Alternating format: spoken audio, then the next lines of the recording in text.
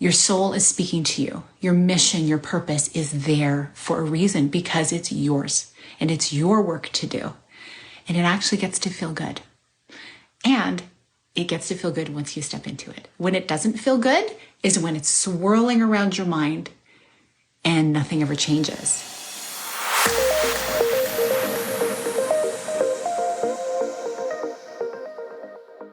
Hi, welcome to this live conversation. I'm Sheila Botello. I'm so grateful that you're here. I am a self-care strategist, and I am creator of the Season Self-Care app and obviously the Connect with Sheila Botello podcast. And I love to share conversations about people who are moving through different phases of growth in their life, facing some fears, moving to the other side of them, all of the things in between. So often we hear about the end result, the big shiny goal being achieved, right? We often don't hear about that middle place of how we got there. And so I love sharing that journey, the twisting, winding path of success. And I love talking about what your version of success is. The word success is tossed around, right? But what is success? It's what you deem it to be.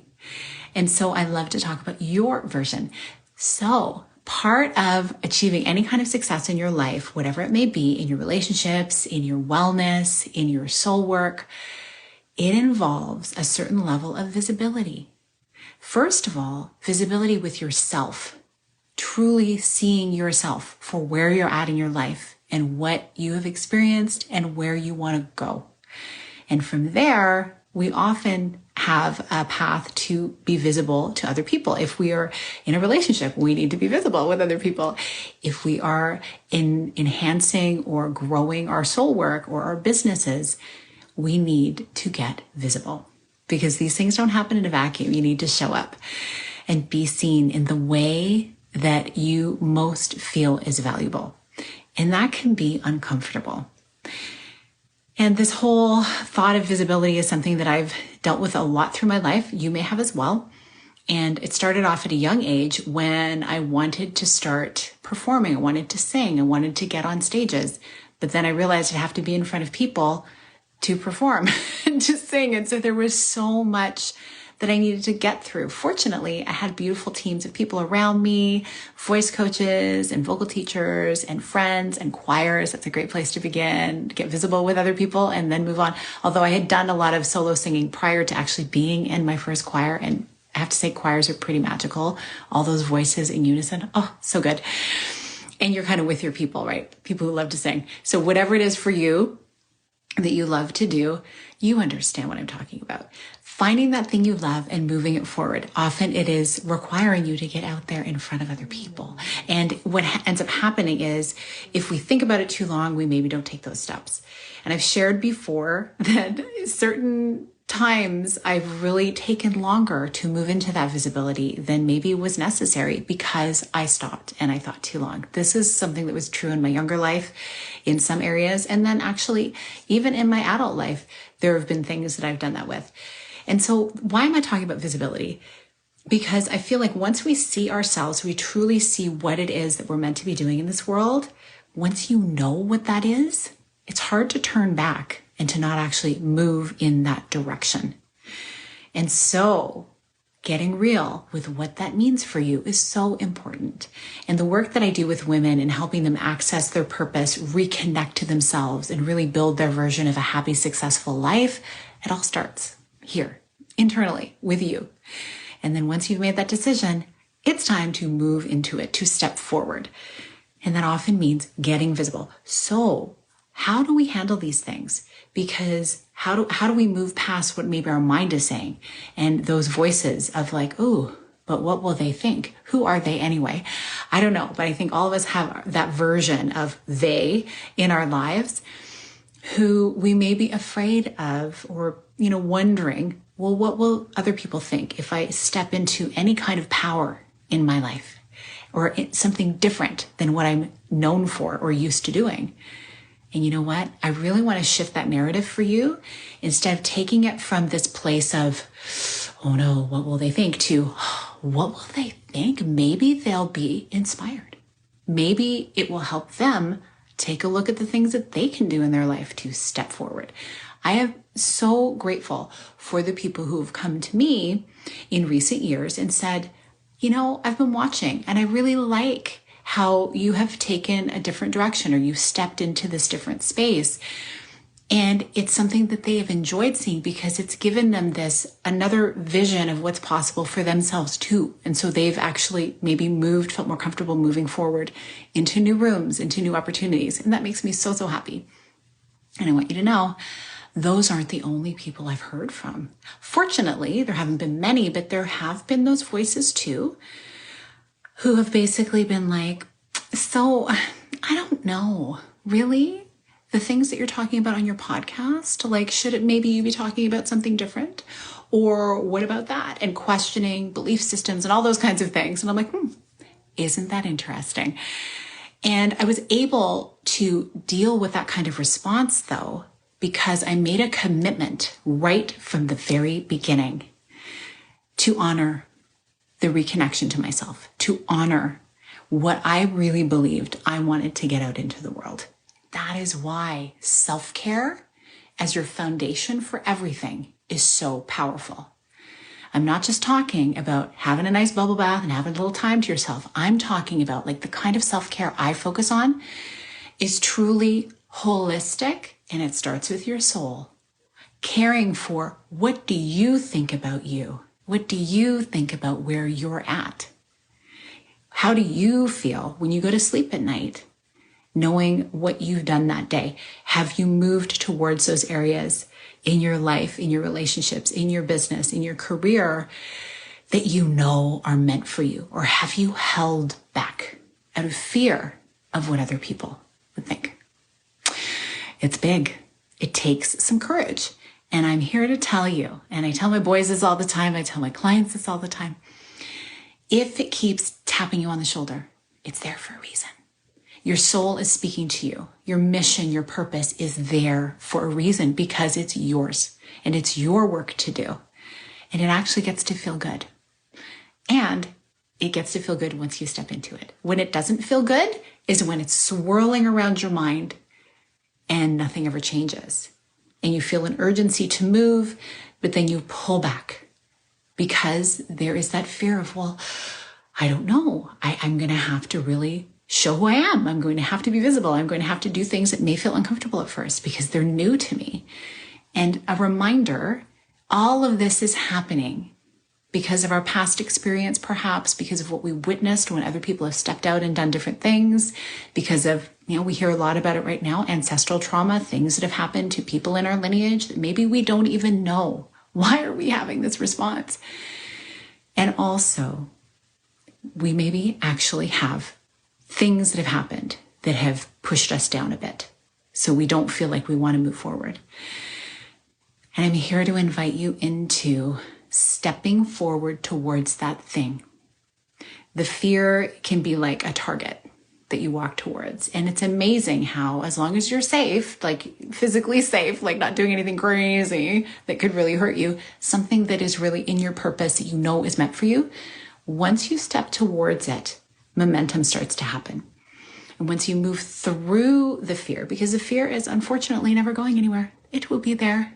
I'm telling you, the conversations I've had with people, if you've listened to any of my interviews on the podcast, you'll see it doesn't matter how much money people make, how much influence they have, how many years of experience, how many degrees, the fear is still there. The difference is they've moved through the fear.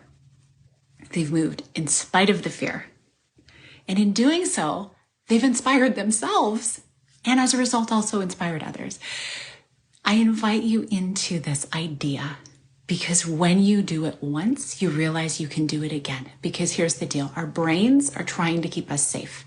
Anything that's unfamiliar feels unsafe to the brain because the brain, do you know how many calories it takes to operate a brain? I don't even really know the exact number, but it's a lot. Because our brain is keeping everything running in our body. So it doesn't want to work very much, right? So it needs to conserve energy. New things take a little extra energy. Have you ever thought about when you've started a new role in your life, whether it's a career or you've learned a new computer program or you got a new app on your phone? You're like, oh, how does this thing work? And after spending some time in there, you realize, whoa, where'd my energy go, right? You spent so much effort learning something new. Our brains are so powerful, and it takes a lot of energy. So our brains are trying to keep us safe. Remember that the next time you move towards something new. And when you have that feeling in your body of pause or holding back or stress, etc., remember it's okay. Give yourself some grace. Take a deep breath, take a step away, but remember to come back and keep moving through it. Because when you do, you're going to realize that fear doesn't have any power over you. And if you're meant to be going that direction, you will see more breadcrumbs to follow. And if the door closes, you will find another direction to go in. But you'll never know until you step into it. And so whether you're afraid of being visible because what people will think or what they will say, those things may happen. You need to weigh it against what is the value that you want to give? What is the value of the work that you want to do or the change that you want to make? Is it worth it to you to get visible and then experience whatever it is that comes your way as a result? I want you to ask yourself, what if it was better than you imagined? What if the people were saying that they were inspired? What if what you're doing is exactly what people need to witness? I look around me at my beautiful soul sisters, my business besties, my mentors in personal development and wellness and business, the online space, software, all of those things. And I am so grateful that they have taken the step forward into that uncomfortable area of newness and fear, because I've been able to witness and get inspired as well. And I'm so grateful. I'm so grateful because I've also gotten to witness them doing it not perfectly. They pull it off beautifully, but they're open about those little mistakes that happen along the way because they're human. And you know what? It makes me love them more. And it makes me realize that anything we want to go out and do, for the most part, like, we have the opportunity. There may be certain headwinds that people face that maybe give them they need more of a head start, or maybe they need a little bit more time, a little bit more support. But the opportunities are there, and people are there also to support you in them. So I want to have this conversation because I was remembering what it was like for me to finally hit play on the podcast mic. I had thought about it for a good 6 to 9 months. And finally, I decided I'm just going to start. And once I got started, those fears melted away. And I realized it was the thing that was missing in my life that I always needed to be doing. And I'm so grateful. I'm so grateful. This podcast has really connected me with so many beautiful people and given me a platform to be able to share the voices of people doing important work in the world and people who are sharing messages that are really inspiring and uplifting. And so if you've been listening for a while, I just want to say thank you. If this is your first time listening, go back and have a listen to many episodes. As this one stands, I guess this is episode 344 or 334. I don't know. It's a lot. And I'm really grateful. But it all happened because I allowed myself to feel the fear and move through it. And I didn't do it alone. I had a support system around me. And that is exactly what is in the Seasons Collective, where we talk about these things and we move through these things together in a community. And I'm so excited about new offerings that are coming in the Seasons app for you very soon. And I look forward to walking along this journey of you creating the life of your dreams, the soul business of your dreams, and the wellness of your dreams, so you can enjoy your relationships and all of the things in your life, the giving, the making an impact in the world without burning out. Instead of trying to just go it alone, just pushing through, actually being able to be in a sisterhood of others who have goals and dreams they want to bring to life in the world. You don't have to do it alone. I'm so grateful for you. Thank you for watching. Thank you for listening. Check out all of the details below or in the show notes. And always know that you can go to sheilabatello.com/podcast to see any episodes and the show notes that accompany them. And I look forward to seeing you on another conversation or a mini-sode. And have a beautiful rest of your day. Big blessings.